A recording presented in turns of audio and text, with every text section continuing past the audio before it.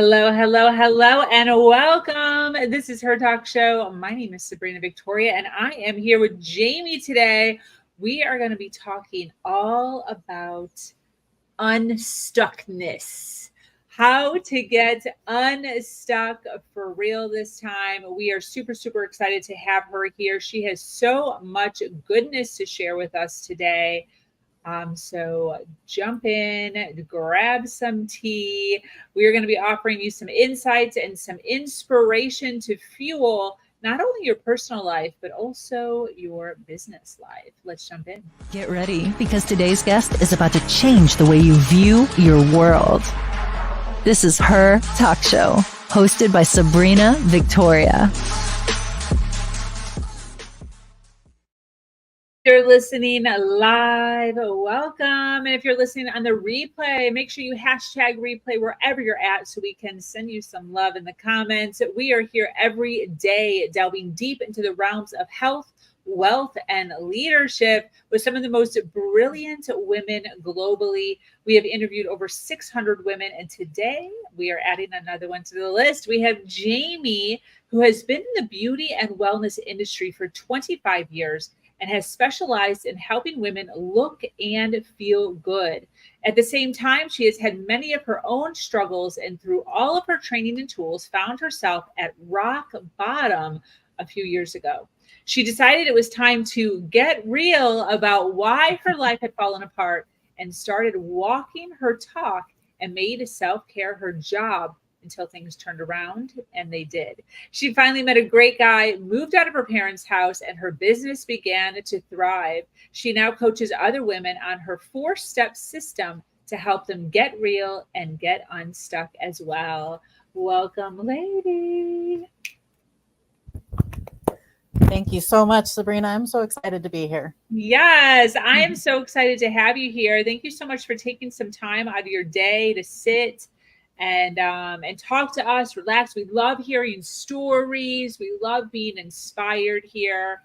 We're all going through something. We're all going through some challenges. We're all sitting in some darkness. If we're not at the moment, it's right around the bay, right? Because this is life. And it's so awesome to be in the presence of individuals who have overcome, who have pivoted, who have stepped up, and fully recognize, the goodness that has come out of their challenges. So tell us a little bit about who you are, what you do.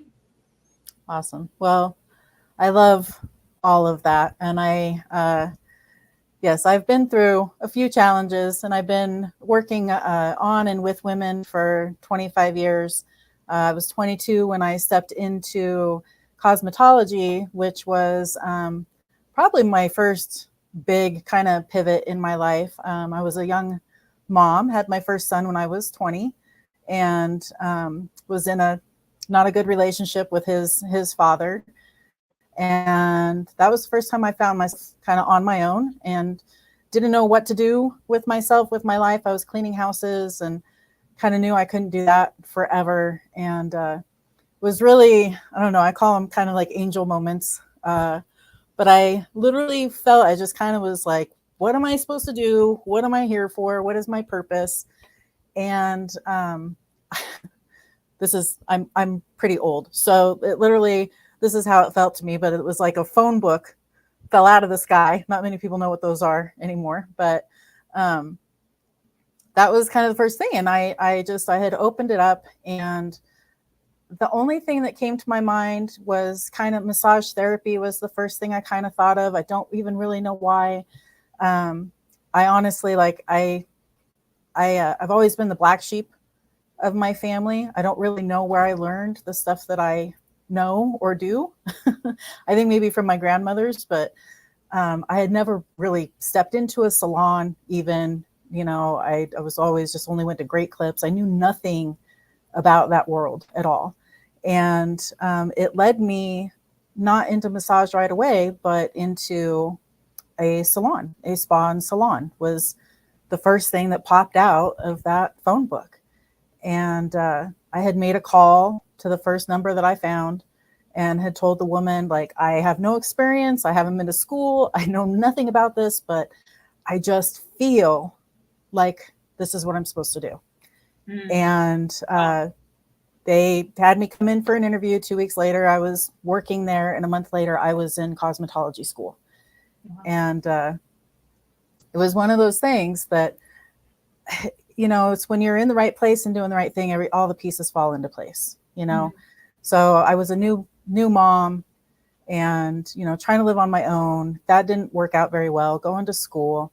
It made so much sense, though, when I got there, that everything I had done since I was like 5 was why I was there. It's what I loved to do. I played with skin and nails and hair, and that's just who I am. So it made a lot of sense. And but I had to move back to my parents' house. And that was the first time that I had to move back to my parents' house. I had to do that a couple times throughout my growing up and being a single mom. I had some tumultuous relationships in the midst, and kind of had to learn a lot from those. They were pretty rough, and so sent me back to my parents' house. That's always kind of been my home base. Obviously, it's home, right? It's where I've always been able to go. But I can't say that was always the best place either. But it was where I needed to, you know, I needed that time to get back on my feet. The last time, though, that I needed to do that was a few years ago. And when I had my second son, my boys are 17 years apart. So I was a young mom, and then I was an old mom. And thought by the time I had Aiden, I was 37. I thought I would have it all figured out by then, but I still didn't. And I had actually, after I had him, shortly after I had him, I was fortunate to move into the townhouse next door to them for a while, which was pretty amazing. With him being a baby, my mom was there, and she was able to just come next door and help me out. But then I had lost that place. They wanted to sell. I wasn't in a position to buy. So I had found myself moving into my aunt's basement, which was my grandparents' old house. And was probably, I have to say that the year that I was there was the lowest of all my lows. Because it was the first time that I was not actually really taking care of myself or my boys. I think I felt like the rug was swept out from under me, and I went into a pretty bad depression, which you don't really realize that you're in a depression until you come out of the depression, right? Yeah. But I was drinking a lot, and I was hiding a lot, just really trying to hide from, I think, a lot of just the responsibility. You know, it just gotten so hard to try and keep everything together for so long just by myself. And so I had a moment with my oldest son was there with me. And in this house, living in the basement, I had made a makeshift kitchen in the basement where I literally had just a folding table and a microwave and a little Instapot. And I had made my sink, my little dish area was in the laundry room, in the laundry tub, and using the washer and dryer as like my drying racks. Like I'm pretty adaptable, I have learned. And I really try to make the best out of any situation. But after a year of doing that, my oldest son, I'll never forget, he came in. He's always been the one who's really been, I think, the most honest with me in my life, and has really kind of, I don't know, brought things to me that I never really saw. And he finally just he stopped me one day and he was like, "Mom, what is wrong with you? What are you doing? Look at how good you're doing the dishes in the laundry sink." He's like, "This is ridiculous," you know? And it hit me, and I was like, "Oh my God, what am I doing?" He's like, "You're better than this." And I was like, thanks, Taylor. Like I had totally forgotten that I could be better than that, So he said, you know what, we're calling Grammy, who's my mom. And he's like, we're moving back. And I was trying so hard to not go back to my parents' house. That was like the last thing I wanted to do. But we ended up back there, and it was supposed to be a few months. But COVID hit, and I ended up being there for like 4 years, which was a lot longer than I had wanted. But also a blessing that we were all together in one house during that time. It was actually, I'm glad that we weren't separated. But after 4 years of being there, I had actually slipped into more drinking. It's kind of just what we did as a family. And I was still hiding out. And I used to say, this was my saying, I would kind of joke that I was a good girl by day and a bad girl by night. And all this time, for 25 years, I've been working in salons and spas. I've been working on other women. I've been helping them take care of themselves. I knew all this stuff. I've done the schooling. I did end up adding in massage and health coaching as well. So it's like I knew how to do all the right stuff, and I could talk it all day long. And then I would go home and 5 o'clock would hit, and I'd be sitting in the garage and drinking White Claws and smoking American Spirits and hating my life. And hating that I knew that I had so much more to offer, and that was not really me, deep down. It's just what I was doing. And I finally, one night, so my youngest son was about 4 at this time, and he's the one who he finally came to me. He's like, Mom, he's like, I'm going to put a note on the garage door that you are not allowed in the garage anymore. And that hit me so hard, because he was just begging me to be inside and be with him, and I didn't want to repeat everything I did with my older son again with my younger one. And so I finally, one night, I remember I was sitting there, and it was probably about midnight. I was down to my last White Claw and my last cigarette, and I had this whole kind of OCD thing about matching them up and being done at the same time. And I was playing pet rescue, like I was literally saving lives of pets, like it was my job. And it was, again, like an angel moment. It was like I got hit in the head, and it was just like, you know what? Enough is enough. Like, what are you doing? I'm just sitting here wasting my life, wasting all my talent, and I knew that if I didn't change right then, I was never going to get out of that garage. I was never going to leave my parents' house, and I was in my early 40s now. I was afraid, I'm just going to end up a old lady all by herself. And this is not, there's so much more. So that was such an awakening for me. And I had decided at that moment that I was done. That it was time to put that stuff down and start doing all the things that I know help and can make people better. And so I made self-care became my job after that. And I kind of told my family, it's like, this is what I'm doing, and I have to change regardless of what you guys are doing. It's just time. So that's kind of where it all started. And I started just really, really taking care of myself. And out of that kind of came these 4 steps that I realized that is what I did. And that's what I have done every time that I needed to change something in my life. And it's the 4 things that I really found to be true and really work.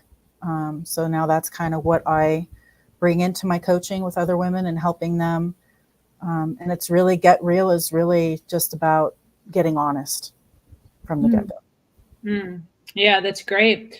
As far as the pivotal moment, I think that we all hit that, right? We all hit a moment in time when we realize that there's some sort of change that needs to happen.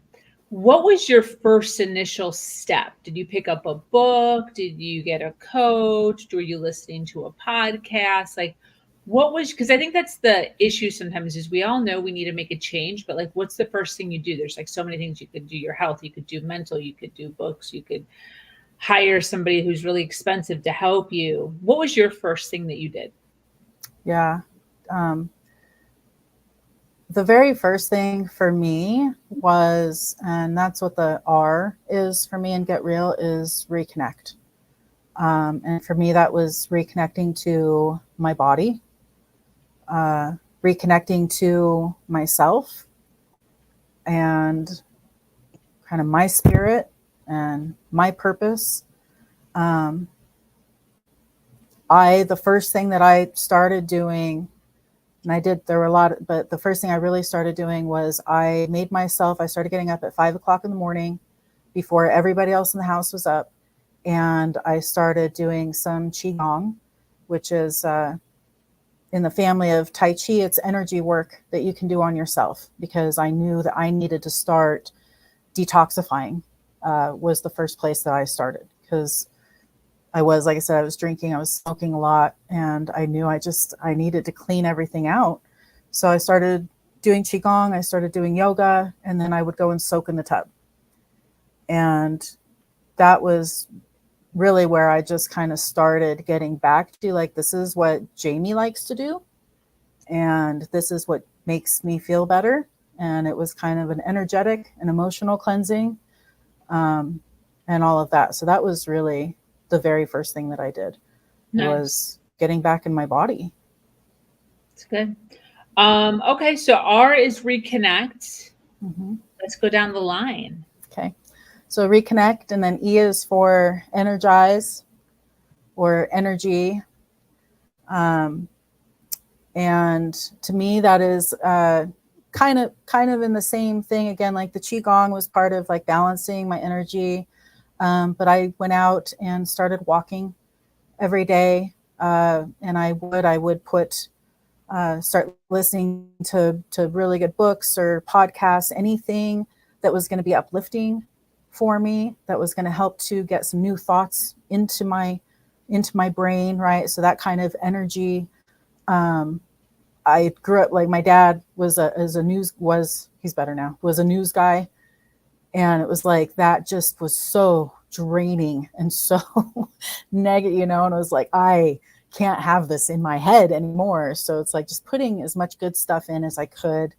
And at that time too, I joined, I had seen a sign for it for years, and finally was like, I'm just going to go try it. But I started training in it's kind of sort of martial art, but it's called Krav Maga. I had done Taekwondo earlier, but then was interested in this and went in and started doing that just to kind of get in shape. But totally fell in love with it. And now I'm still training in that now, like 4 years later. So that's intense. Movement, Yeah, that's intense. My son took that for a couple of years, and I went to watch that, and that is no joke. Krav Maga. Yeah, it's no joke. Although it makes me laugh. Does it? Why? Yeah, because I love it. It is so energizing for me. It does. Yeah, it's energy, so cathartic. Yeah. So that's the E, and then the A is for appreciation. To me, is really, about gratitude. One of the things that I had to really get real with in that moment of realizing that I was in the garage and stuck at my parents' house was I spent a lot of time in that 4 years hating it, and was very angry and was very mad and disappointed in myself and kind of resentful, to my parents, and just playing the victim of, it's like, it's everybody else's problem that I'm here, and it's so horrible. And I realized that if I didn't turn that around, nothing was going to change. So I instead started becoming very grateful for the fact that I was there, that they were there for me, that I had a place to live, and for my son, for both of them. And, you know, that really started to change it. And I think that was a huge catalyst to me getting better, you know, was not being so mad all the time. Yeah. So that's huge. And it still is huge in my life. You know, I think you've got to be really grateful for what you have, and to see it in that light if you ever want anything to change. So, and then L is for love. And, you know, I finally realized too that I was probably not going to ever be in a good relationship if I didn't start loving myself. Because the biggest reason I was in all the relationships I was in was because I wasn't loving myself. You know, and that was kind of a hard pill to swallow. Again, you know, a difference between playing the victim and having ownership over your life, and, you know, realizing that out of all the relationships I had, I was the common denominator. And it wasn't always about them. Not that they were fabulous people, but if I wanted to be in a good relationship, and wanted somebody to love me the way I wanted, then I needed to just really start loving myself. And I have always struggled with low self-esteem and self-worth and all of that.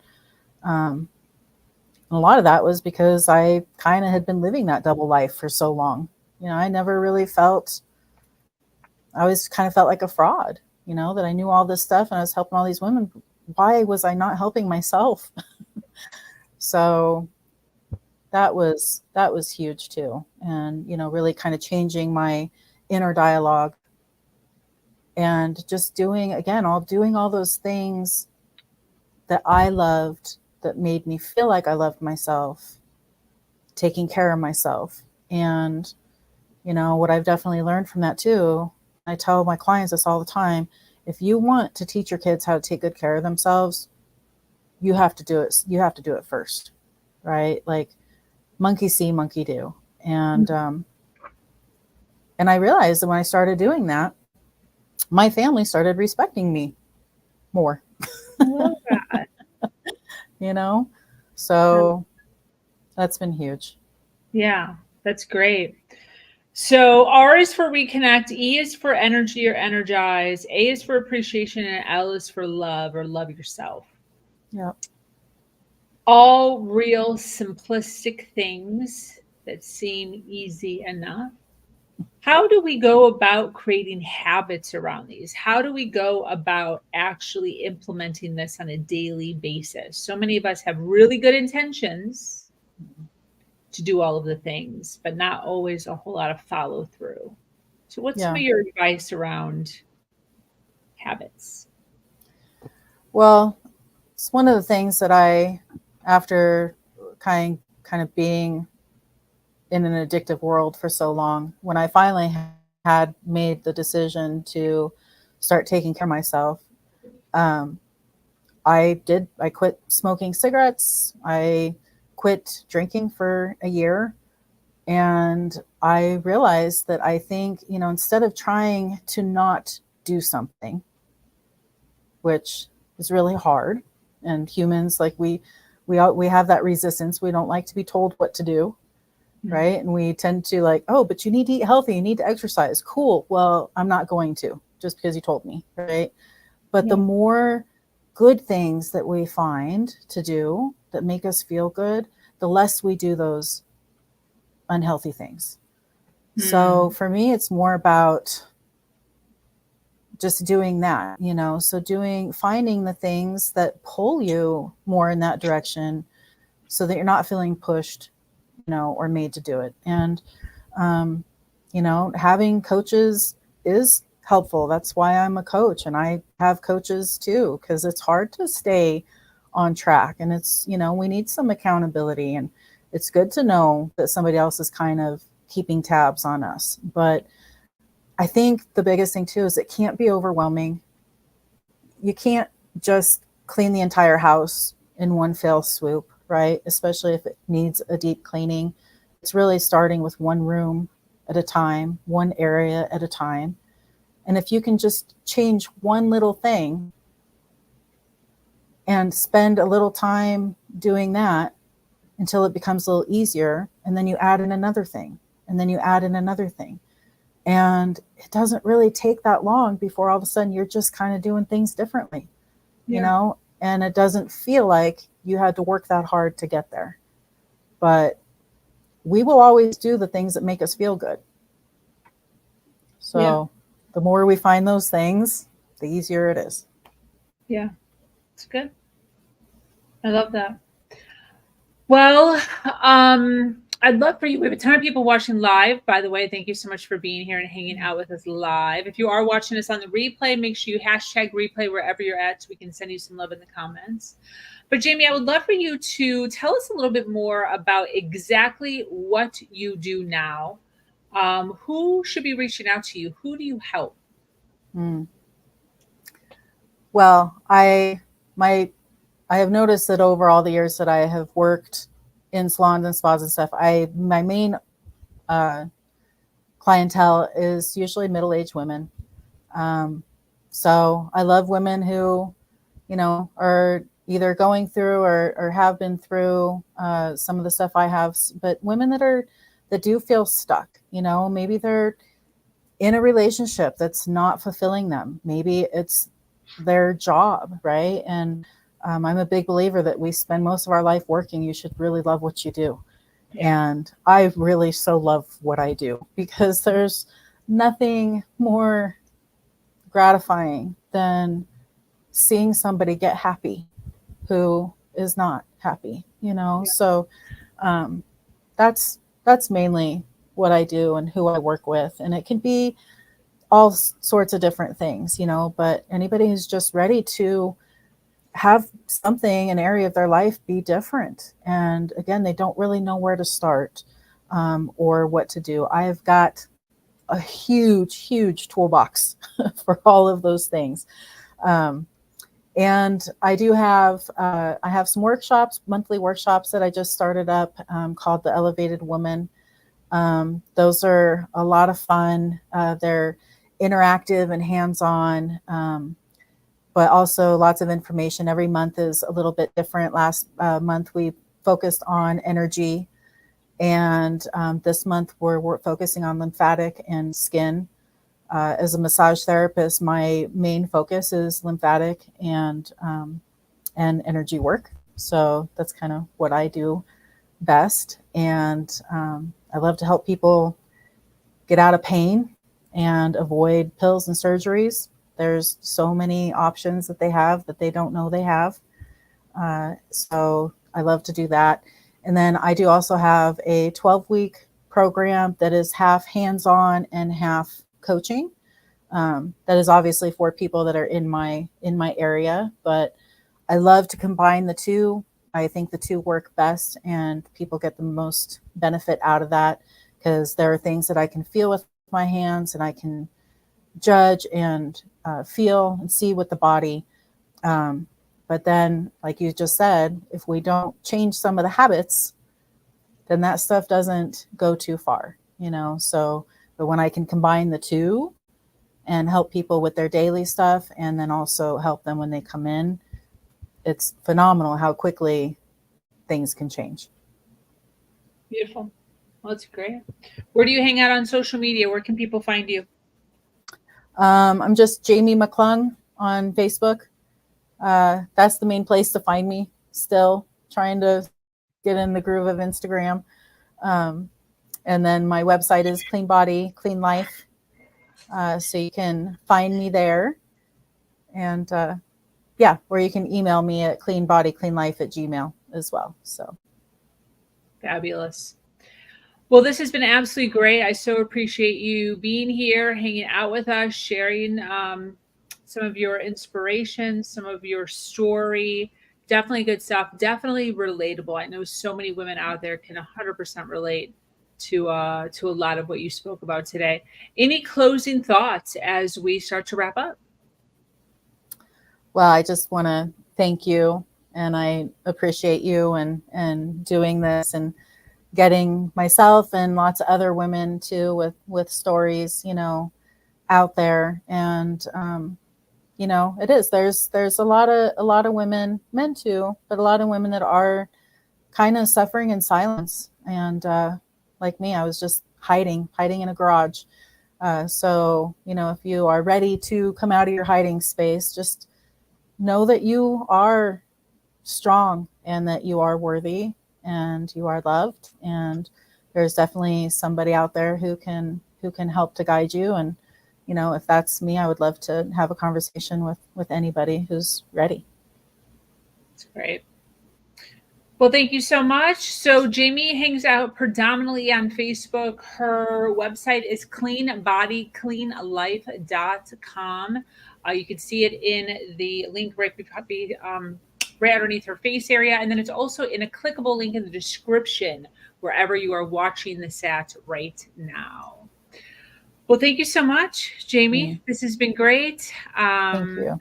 This brings us to an end of yet another incredible episode of Her Talk Show. Thank you for sharing your wisdom. Thank you for inspiring us. To our dedicated listeners that are still hanging out with us here till the very end, thank you so much for being here. Remember to follow, like, and share. Once again, I am your host, Sabrina Victoria, and I invite you to join our amazing community, Her Nation, where we continue to uplift each other every step of the way.